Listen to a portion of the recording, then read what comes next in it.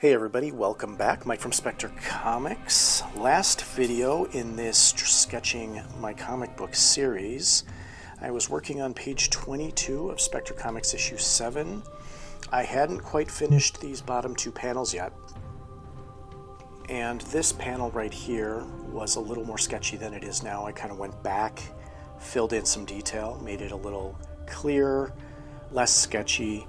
While I'm on camera sketching out these panels, sometimes it's hard to be as accurate as I want when I can actually get off camera, not have to talk to the camera, focus on the drawing. I can go back in and clean it up a bit. I erased a lot of the extraneous lines, I changed some of the poses, added a little more detail for the characters in.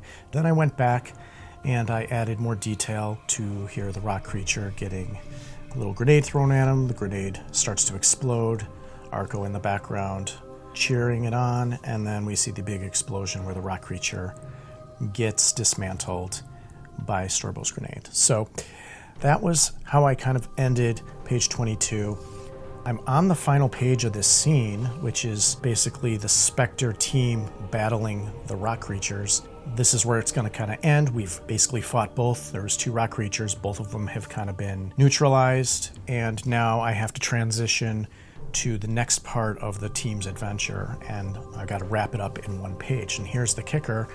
My script that I wrote for this scene, I've kind of deviated too greatly from, because I did not like how it was working out, and I didn't like what the characters were saying. And again, I wrote this script probably, well, I wrote this script back in 2016. According to the cover page, I put June 6th, which is almost June 6th now. It is May 31st as I'm recording this video. But 2016 is when I wrote this script for issue 7. And to this day, and the last issue in this comic series is going to be issue 8, which will complete the storyline that I'm writing.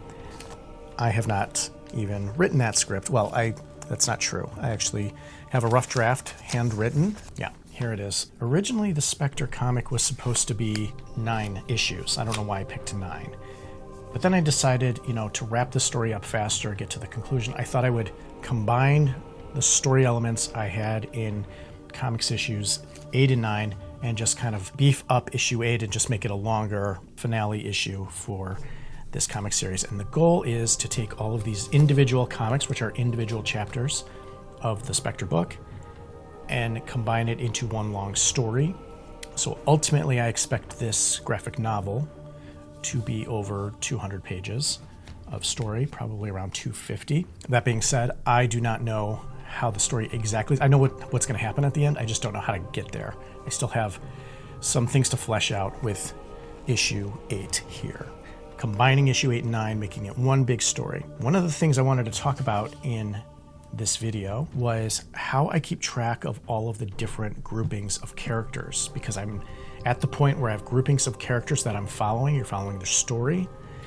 And as I'm drawing this final page for this scene, I'm just about to transition into the next scene, which is going to take us, according to the script, back to the missing team. So we're following the missing Spectre team and what happened to them after the last scene they were in, which was prior to this scene. The point is that when I write these stories, I actually sketch out a timeline. It looks like this.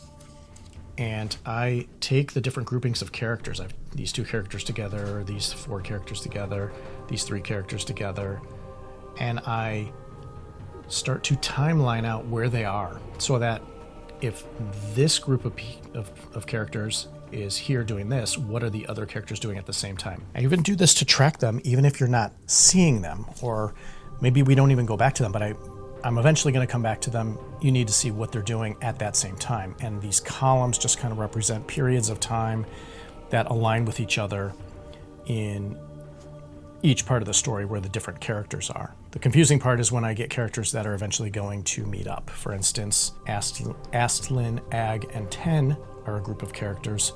They're going to run into Splo, and then they're going to combine their stories. I kind of put them next to each other so I can combine their stories over here so that they're right next to each other as their timeline crosses over.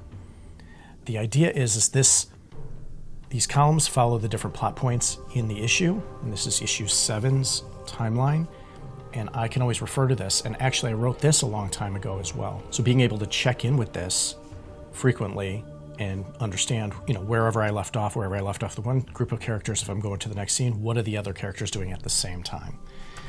So this is just an easy way I use, and again, this is very primitive. It's just I just sketched it out on an 11 by 17 piece of paper as a reference to keep with my script to help me track the different characters and what they're doing. And it's just a brief little sentence that describes what they're doing. Now, getting back to this scene, as I'm wrapping up this scene, I know at the end of this scene, according to my script, I have Blip, which is the little robot. He's going to be wandering into a cave, and the cave is going to be the next part of the story for this group of characters, the Spectre and Arco. As I said earlier, I did not write this section of the script where now I can easily follow it.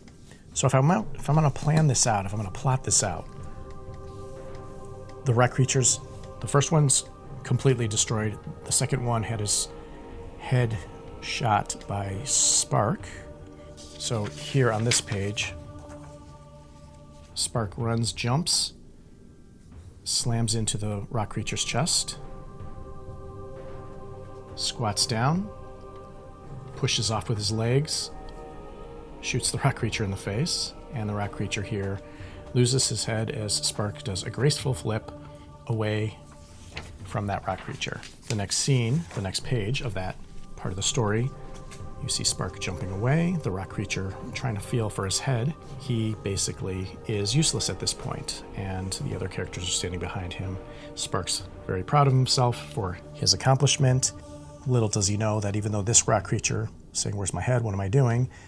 The other rock creature is now coming his way, and he's getting ready to strike Spark. That's where we kind of pause before I have a kind of a cliffhanger on this scene and go on to meet some other characters and find out what they're doing. We obviously come back to that, and over the last couple of videos I've been talking about that part of the story, where we get back to Arco saving Spark from getting smashed by the second rock creature. And that's kind of where I'm at with that. I wanted to start sketching this final page and get this scene done and move on, because we're getting close to the end of the issue, and I have a couple more scenes that I need to wrap up before I get there. I'm going to have to kind of make up this last scene as we go. So I have Arco here cheering on the fact that the rock creature's destroyed. Now they've got to kind of come together and move on to the next part of the story. On the ground, dismantled, just bits of rocks all around, kind of a pile of rubble at this point.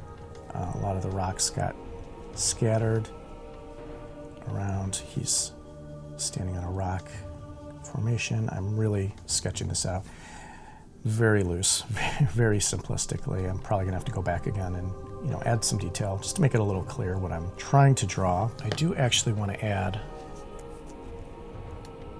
maybe the center panel of this is them coming together around the rock creature.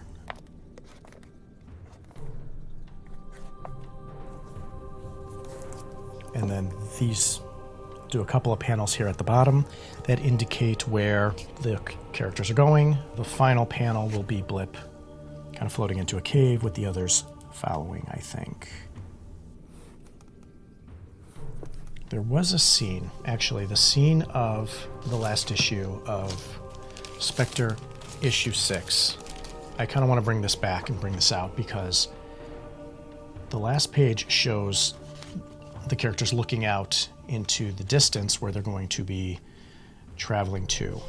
And way in the distance here, they land their ship, and then they're at the edge of a cliff. They have to come down the cliff, and that's where they run into the rock creature, right at the bottom of this cliff. And this is the final page of the previous issue. But as they're standing looking down, they see this big rock formation here, this big rock formation. The location they're trying to get to is way in the distance. We're looking at the asteroid field, so there's asteroids floating around. And then we're seeing the back of their characters as they look on, as they're getting ready to go on the next part of their journey. But they come down the rock face, they get to the bottom, and they're going to start walking along. But what I'm actually going to have them do is kind of, for protection, deviate into the rock face, this rock formation where there's going to be some openings and some caves, and they're going to use that as protection from the patrols that are going to be wandering around the area.